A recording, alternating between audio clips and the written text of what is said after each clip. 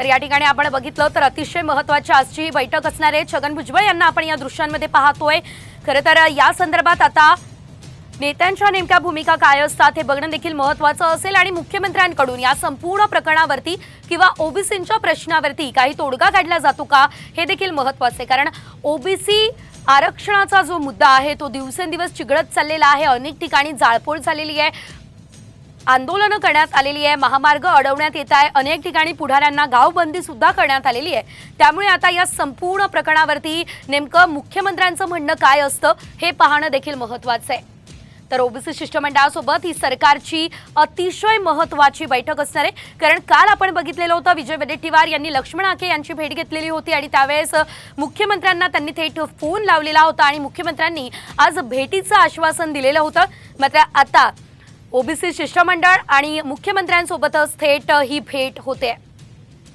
अधिकची अपडेट आपण घेऊयात आमचे प्रतिनिधी सचिन गाडे यांच्याकडून। सचिन, आपण बघतोय ओबीसी शिष्टमंडळ आणि सरकारमध्ये हे जी भेट आहे, चर्चा जी आहे ती होणार आहे। मात्र सरकारकडून या ठिकाणी कोण कोण उपस्थित असणार आहे या संदर्भात काय माहिती आहे?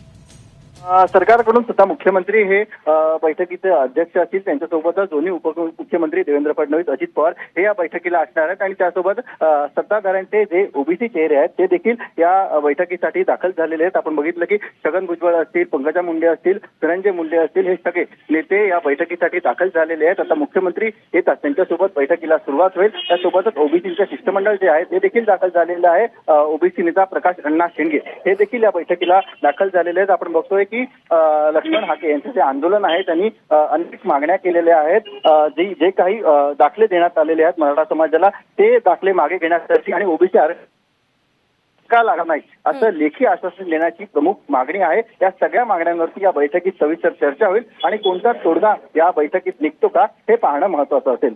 निश्चितच सचिन, धन्यवाद या सर्व अपडेटसाठी। तर आपण पाहतोय एकीकडे आपण बघितलेलं आहे की जरांगे पाटील जो आहे ते ओबीसीमधूनच आम्हाला मराठा आरक्षण हवं या आपल्या मागणीवरती, या भूमिकेवरती ते ठाम आहेत। अन्यथा 13 जुलै नंतर आम्ही विधानसभेची तयारी करणार असंही जरांगेंनी ठणकावून सांगितलेलं आहे। तर दुसरीकडे लक्ष्मण हाके यांच्या उपोषणाचा आजचा 9वा दिवस आहे। त्यांची प्रकृती सुद्धा खालावली असल्याचं आपण पाहिलेलं होतं आणि त्यानंतर आज ही महत्त्वाची जी बैठक आहे ती आयोजित करण्यात आलेली आहे। त्यामुळे आता मराठा आरक्षण आणि ओबीसी आरक्षण हे दोन्ही अतिशय महत्त्वाचे मुद्दे सध्या संपूर्ण राज्यभरात गाजताय आणि या संदर्भात आता मुख्यमंत्र्यांची नेमकी भूमिका काय असेल हे पाहणं महत्त्वाचं असणार आहे। कारण गेल्या काही वेळेपूर्वी आपण पाहिलेलं होतं देवेंद्र फडणवीस यांनी सुद्धा या संपूर्ण प्रकरणासंदर्भात आपली प्रतिक्रिया दिलेली होती आणि कुठेही म्हणजे कोणत्याही समाजावर अन्याय होणार नाही अशा प्रकारेच निर्णय घेतला जाणार असल्याचं देवेंद्र फडणवीस यांनी सांगितलेलं होतं।